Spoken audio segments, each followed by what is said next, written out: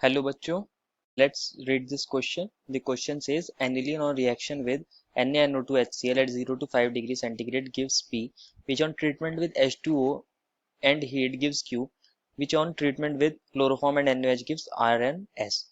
Which of the following statement is or are correct? First, P is benzene diazonium chloride. Q cannot give bromine water test. R and S are position isomers, and during the formation of R and S from Q, formation of new CC bond will take place. तो बच्चों हमें यहाँ एक reaction दी गई है और हमसे पूछा गया है कि कौन सी स्टेटमेंट इनमें से सही होगी ऑन बेस्ड ऑफ रिएक्शन। तो फर्स्ट ऑफ ऑल हम इसके की कंसेप्ट की बात करते हैं। तो इस क्वेश्चन में हमारा की कंसेप्ट होगा डायजोटाइजेशन रिएक्शन भी लिख सकते हैं, क्योंकि जो हमारी फर्स्ट रिएक्शन है वो डायजोटाइजेशन रिएक्शन है। एंड हमारी जो थर्ड स्टेप में रिएक्शन हो रही है वो होती है रीमर टीमैन रिएक्शन, तो जिसको मैं यहाँ लिख सकता हूँ रीमर टीमैन रिएक्शन। ये दो रिएक्शंस इस क्वेश्चन के अंदर हमारी होंगी। अगर हमें ये दो रिएक्शंस पता होंगी तो हम इस क्वेश्चन को इजीली सॉल्व कर लेंगे। तो फर्स्ट ऑफ ऑल हम डिस्कस करते हैं हमारी रिएक्शन सीक्वेंस में हमें रिएक्शंस कौन कौन सी दी गई हैं। हमें फर्स्ट दिया गया है एनिलीन। तो एनिलीन क्या होता है? बेंजीन रिंग के ऊपर NH2 ग्रुप, और इसका हो रहा है डायजोटाइजेशन। किसके साथ हो रहा है? NaNO2 के साथ, और साथ में हमें मिला है HCl। डायजोटाइजेशन रिएक्शन बहुत लोअर टेम्परेचर पर की जाती है, क्योंकि जो हमारे प्रोडक्ट्स बनते हैं वो हाई टेम्परेचर पर स्टेबल नहीं होते, उसमें से N2 गैस एस्केप हो जाती है। तो हमें मिलता है बेंजीन डाइजोनियम क्लोराइड। इसको हम यहाँ N2 पॉजिटिव की फॉर्म में लिख सकते हैं एंड Cl नेगेटिव की फॉर्म में। मैं इसके नेम को यहाँ लिख देता हूँ बेंजीन डाइजोनियम क्लोराइड। इसको शॉर्ट में BDC भी बोलते हैं, BDC। एंड अब क्या हो रहा है, इस BDC की रिएक्शन कराई गई है H2O के साथ और हीट किया गया है। तो मैं इसको ऐसे दिखा रहा हूँ, ये हमारा H2O है और ये हम हीट कर रहे हैं। जब हम इसे H2O के साथ हीट करते हैं, हीट करने से हमारा जो N2 है वो एज अ गैस की फॉर्म में निकल जाता है, और ये जो H2 है इसके अंदर होता है H प्लस और OH नेगेटिव।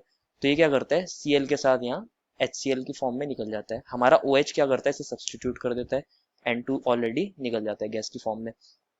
तो हमें प्रोडक्ट क्या मिलता है? हमें मिलता है फिनॉल। तो हम इसको ऐसे दिखा सकते हैं, ये हमारा बन गया फिनॉल। एंड लास्टली क्या हो रहा है, फिनॉल की रिएक्शन कराई गई है क्लोरोफॉर्म के साथ और NaOH के साथ, या फिर किसी और बेस के साथ भी कह सकते हैं, CHCl3 प्लस NaOH। इस रिएक्शन को हम बोलते हैं रीमर टीमैन रिएक्शन। और रीमर टीमैन रिएक्शन के अंदर हमारे ऑर्थो एंड पैरा सैलिसल्डिहाइड बनते हैं। इसको मैं यहाँ ऐसे दिखा रहा हूँ, OH और ये CHO। साथ में हमें मिला है एक पैरासेलिसल्डिहाइड, जिसको मैं दिखा सकता हूँ यहाँ OH और इसकी पैरा पोजीशन पर CHO। क्वेश्चन के अकॉर्डिंग ये जो दो प्रोडक्ट्स बने हैं ये हमारे R एंड S है, तो मैं लिख सकता हूँ R प्लस S। और जो हमारा फर्स्ट प्रोडक्ट बना था P, वो हमारा BDC था, तो मैं इसको यहाँ लिखता हूँ P। और जो ये हमारा फिनॉल बना है इसको क्वेश्चन ने कहा है Q, तो मैंने इसको लिख दिया Q। अब हम सारी स्टेटमेंट्स को पढ़ेंगे और देखेंगे कौन सी स्टेटमेंट हमारी सही है और कौन सी नहीं है। तो हमारी फर्स्ट स्टेटमेंट ने कहा है कि क्या P is benzene diazonium chloride. तो जो हमारा P बना है वो बेंजीन डाइजोनियम क्लोराइड है, तो हमारी जो स्टेटमेंट फर्स्ट होगी वो सही होगी। सेकंड स्टेटमेंट में बोला गया है कि Q क्या ब्रोमीन वाटर टेस्ट को दे सकता है। तो Q हमारा फिनॉल है, और फिनॉल क्या करता है, जब हम फिनॉल की रिएक्शन ब्रोमीन वाटर के साथ कराते हैं, तो ये हमारा Q है, फिनॉल है। इसकी रिएक्शन अगर हम ब्रोमीन वाटर के साथ कराते हैं तो जो ब्रोमीन वाटर होता है वो होता है रेड ब्राउन कलर का। अगर कोई कंपाउंड इसके रेड ब्राउन कलर को डिसअपियर कर दे तो वो ब्रोमीन वाटर टेस्ट इजीली देता है, डीकलराइज इसको अगर वो कर देगा। तो हमारा क्या बनता है, अगर हम इसकी रिएक्शन कराते हैं तो हमारा यहाँ Br आ जाता है, यहाँ पर भी Br आ जाता है, एंड इस ऑर्थो वाली पोजीशन पर अगेन Br आ जाता है। 2,4,6 ट्राइब्रोमो फिनॉल हमारा मिल जाता है। ये इसके प्रेसिपिटेट होते हैं व्हाइट कलर के। तो इसने क्या करा है, हमारे ब्रोमीन वाटर को डीकलराइज कर दिया। तो मैं लिख सकता हूँ डीकलराइज हो गया हमारा ब्रोमीन वाटर। तो जो स्टेटमेंट सेकंड है कि क्या जो हमारा Q है वो डीकलराइज कर देगा ब्रोमीन वाटर को, क्या वो नहीं करेगा, तो ये स्टेटमेंट गलत हो जाएगी, क्योंकि इसने तो हमारे ब्रोमीन वाटर को डीकलराइज कर दिया। तो option B is incorrect. Option C is R and S are position isomers. तो जो बच्चों हमारा R बना है और S बना है, ये रहा R, इनमें से कोई एक S है। तो R एंड S के अंदर फंक्शनल ग्रुप की पोजीशन ही डिफरेंट है, बाकी सब कुछ सेम है, बाकी मॉलिक्यूलर फॉर्मूला इनका सेम है, एंड फंक्शनल ग्रुप की पोजीशन डिफरेंट है। और इन टाइप के आइसोमर्स को ही बोलते हैं हम पोजिशनल आइसोमर्स। तो हमारे जो R एंड S है वो क्या है, पोजिशनल आइसोमर्स है। एंड स्टेटमेंट 3 में हमसे यही कहा गया है कि क्या ये पोजिशनल आइसोमर्स है, तो हम इसको कह सकते हैं यस। हमारा जो option number statement number C है वो करेक्ट है।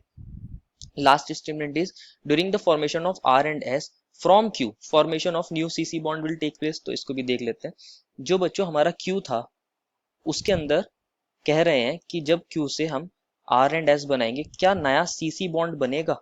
तो इसको चेक कर लेते हैं। ये हमारा आर था एक और इनमें से एक एस था, ये हमारा एस हो गया।